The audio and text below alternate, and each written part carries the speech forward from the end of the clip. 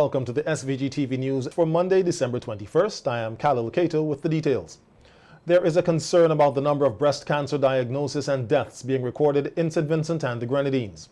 This was highlighted at the launch of a breast cancer awareness campaign on Friday by the Rotary Club of St. Vincent in collaboration with the Ministry of Health, Wellness and the Environment, with input from several Rotary clubs in Taiwan across 11 districts.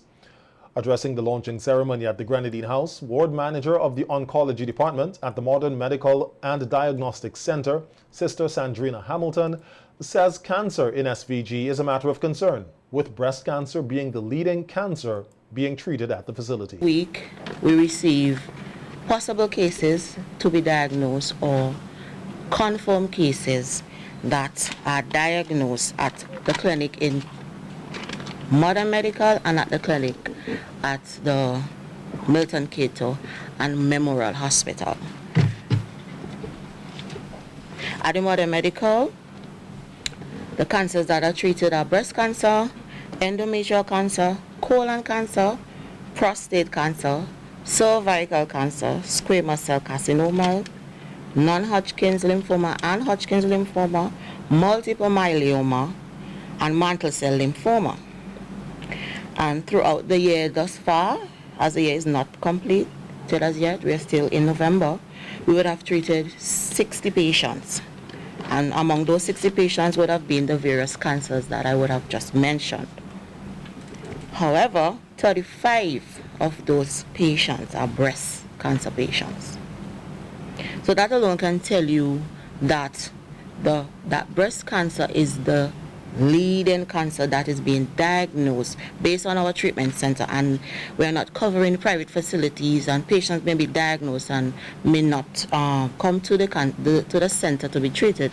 They sometimes migrate or they go to private facilities. Hamilton says they have patients who are diagnosed at late stages, which is also a matter of concern. Patients come to the facility with the diagnosis and staged at a stage 3 or a stage 4.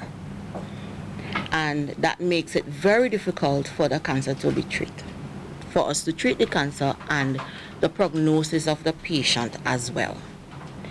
So we are still having patients weekly that are being diagnosed, and we'll go through the process of the counseling and the additional workup, as we may say, other things that we do to prepare the patient for the chemotherapy. And sometimes we lose patients, sometimes we win some battles, and we have patients who are in remission. At the center, we do our best to work with the patient, to support the patient, and we integrate the support with their families and the counselors to help the patient fight cancer together. So the facility will continue to do we will continue to do our best at the facility. The doctors and the nurses and the administrators will continue to do our best at the Modern Medical and Diagnosis Center to support the patients diagnosed with breast cancer. Also addressing Friday's ceremony, Chief Medical Officer Dr. Simone Kieser-Beach pointed out that statistics show that approximately 30 women die every year in SVG from breast cancer. The Breast Cancer Awareness Project launched on Friday is funded by Rotary International with financial contributions from the Rotary Club of Taipei Prosperity, among others, in the amount of $183,183. Project Chair and immediate past President of the Rotary Club of SVG, Dr. Janelle Allen, said the two-part grant-funded project will focus on increased education, awareness, and accessible screening. Dr. Allen said the education and awareness campaign will be led by not only Rotarians and persons from the Ministry of Health, but other concerned citizens, including influencers.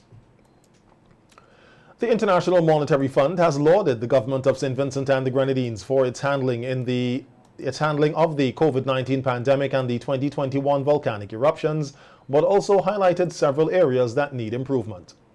This follows the conclusion of the IMF Executive Board Article 4 consultation for St. Vincent and the Grenadines 2022. We hear more in this report. The Monetary Fund projects that St. Vincent and the Grenadines' economy will grow by 5% this year and is expected to strengthen further next year. The investment projects and the recoveries in tourism and agriculture were seen as a great support to growth and come next year, the anticipated large-scale construction to be undertaken is expected to boost further growth. In its Executive Board Article 4 conclusions following consultations in SVG on November 14, the Executive Board reports that SVG is recovering well from the pandemic and the 2021 volcanic eruptions, noting that authorities' decisive policy responses to seek financial support helped protect lives and livelihood and contain economic scars. However, SVG remains vulnerable to external shocks, and the crisis preparedness should be improved. Directors emphasize the need for continued broad-based structural reforms to support inclusive growth and promote employment. The IMF data shows that the unemployment rate in SVG stands at 25.8%, with the youth employment rate at 40.3%, and there was a labor force participation rate of 67.8%. The directors welcome the authorities' efforts to further improve the business climate and that technical and vocational education and training programs should be complemented by the active labour market employment. The exports of goods and services remain higher than the imports of goods and services. For 2021, exports were at 22.5%, while exports for 2022 stands at 54.4%. Prime Minister Dr. Rat Gonsalves, speaking on VFM's Issues at Hand yesterday, said he is pleased with the report, even though his government has taken issue with the IMF report in the past. It's so positive. You would have thought it sounds like a ULP man write it. Well, the summary is that... of course, it's not a ULP man. I mean, I'm just joking against it. It says...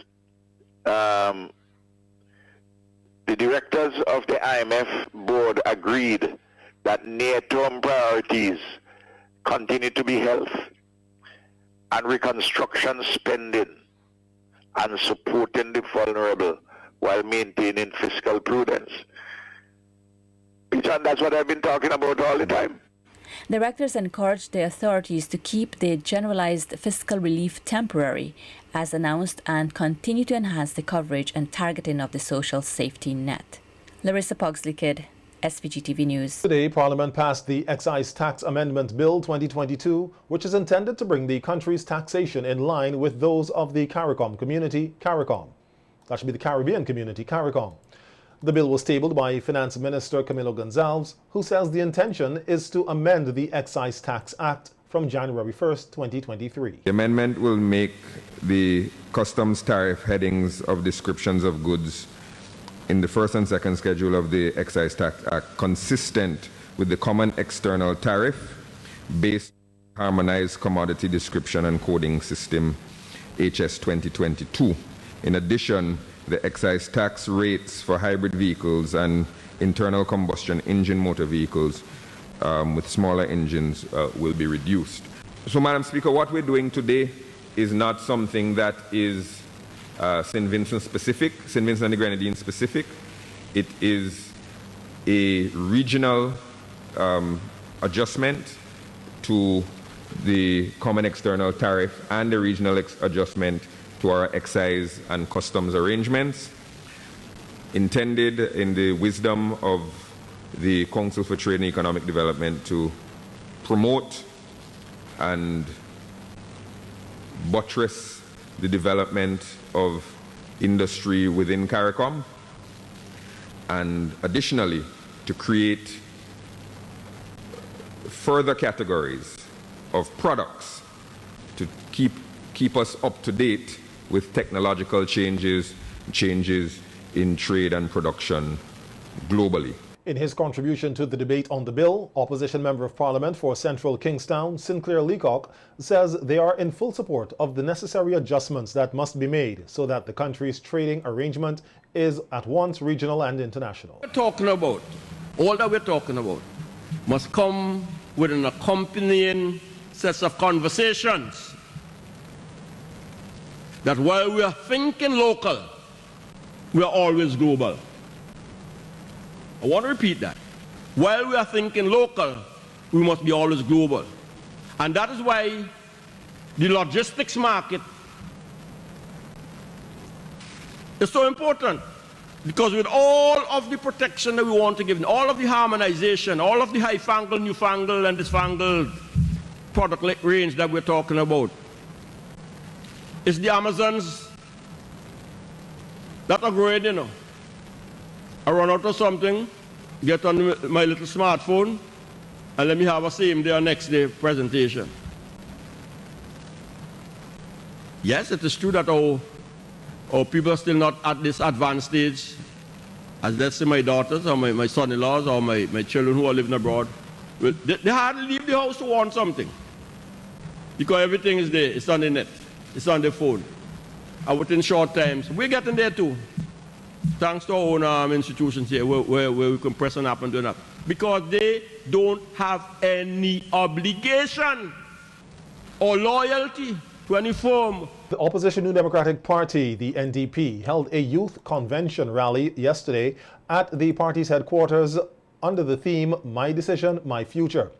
The convention saw the election of a new executive to lead the youth arm, which will be led by President Vakisha John.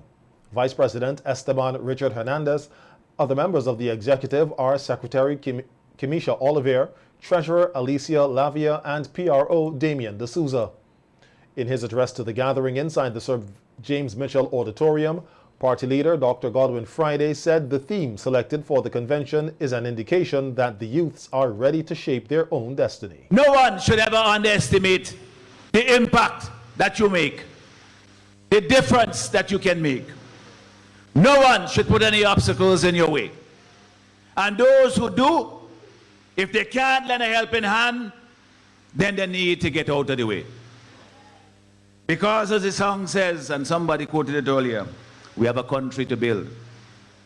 And I believe that the youth, with focus and with God's grace, will succeed, will guide us into the future.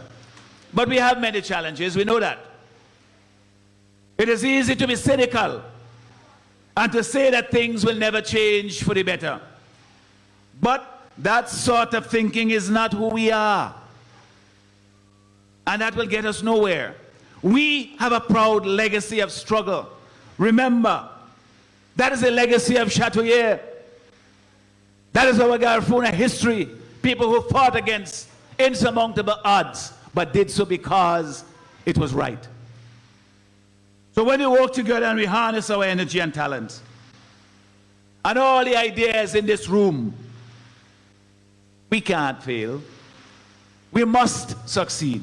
Dr. Friday told the youngsters that they have a voice to speak and should feel free to do so as long as they are respectful of others, noting that opportunities should be created for them to stay in SVG and have a bright future. Too many of our young people, they go abroad, whether it's in Canada, elsewhere in the Caribbean, in the United States of America, to try to make a brighter future for themselves. It's not because they don't love St. Vincent and the Grenadines, but it's because the opportunities are simply not here. Many may never return, and when they come back, they come to visit on vacation. I want to build a country that young people feel that they are a part of, because they have an opportunity to stay here, to build this country for themselves and for all of us.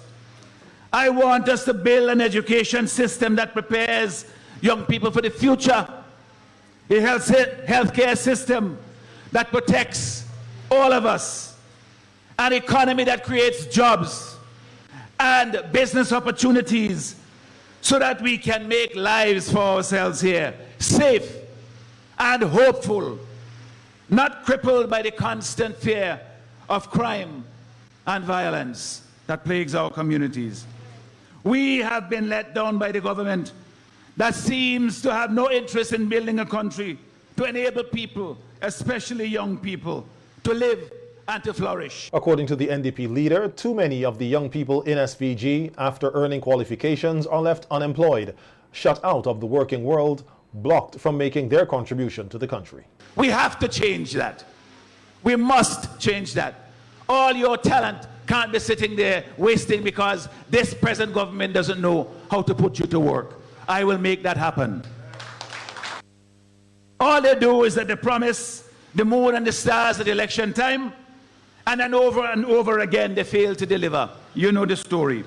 They say they have the answer for every problem, the plaster for every sore, and yet the pain continues because it is all empty talk.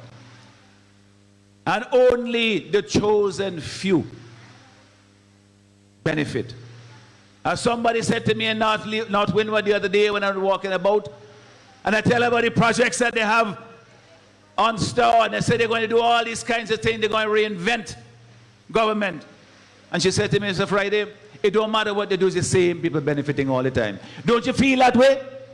It's the same people benefiting all the time. We must change that. The feature address at the convention was Senator Chevron Lewis John, who told the gathering that given that it is their decision, their future, they must not take it lightly. She spoke of the absence of a national organization representing the interests of youths, pointing to the National Youth Council, which she says has been dormant for over 15 years. Senator Lewis John also pointed out that too many of the nation's youth are forced to migrate to seek employment and other opportunities elsewhere. It is almost as if you can never expect to elevate yourself in this country. Our young people are being exploited and sexploited. This has to stop. This government has grown arrogant and lazy and convinced that they are always right and accepts no critics, no criticism. This has to stop. My heart aches for our young people when I see how our other countries, including our neighbors, are putting measures in place to promote their young people for personal, economic, and professional growth. While in St. Vincent and the Grenadines, there is general stagnation among our youths. Here, you are expected to have a party card, or have a certain surname, or belong to a privileged clique, or you have to give up your dignity in order to get by. This is so sad. Last Friday, the St. Vincent and the Grenadines Teachers Union, the SVG TU, hosted its annual Solidarity March and Rally in capital Kingstown after a 2-year absence. President of the SVG TU, Oswald Robinson, said that he is proud to be leading the union at this time, especially in light of the struggles that teachers have faced and are currently facing. 5 important issues. And as you hear them, do some reflection, do some observation to see if there is any similarity with 1975 and now. And that is the 5 main reasons why the teachers strike from the 3rd of November to the 3rd of December 1975, a whole month. So that's why Pigeon spoke about commitment and dedication. Some people can ask them to take 1 day, not even a half day, to come to march. Because all the conversations, they wanted a document in which they could hold their authorities accountable. Collective agreement. Today we're still fighting for a new one. Another reason was the $370 back pay, retroactive payment. This one had a little bit of politics, and that is still evident today, where the politicians want to use unions to achieve their own agenda. Robinson said that last week the union awarded 12 teachers for their contribution in education, and more teachers are expected to receive a similar recognition next year. Automatically qualified.